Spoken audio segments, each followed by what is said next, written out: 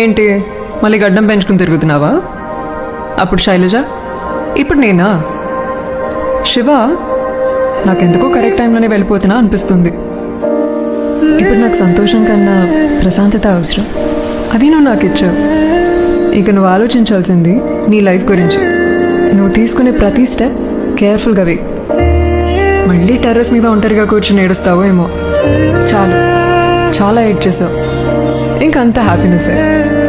అదొక్కటే నేను నీకు ఇవ్వాలనుకున్నా. Hope you will follow. నిన్ను మర్చిపోయానంటే నేను పిచ్చిదాన్ని శివ. ముందే ప్రిపేర్ అయ్యాను గుడ్ బై చెప్పడానికి. రే, నేనేం త్యాగం చేయట్లేదు. ఏదో టైం బ్యాడ్ వచ్చింది అంతే. అవును, ఇప్పుడు ఒకటివే చెన్నైలో ఏం చేస్తావు? ఒకటి చెప్పునా? చెప్తే నీకు కోపం వస్తుంది. ఇదంతా నీకు డైరెక్ట్గా చెప్పాలనుకున్నా, కానీ చెప్తే నువ్వు ఏదో ఒకటి అంటావు. ఎందుకంటే నీకు మాట్లాడడం రాదు కదా.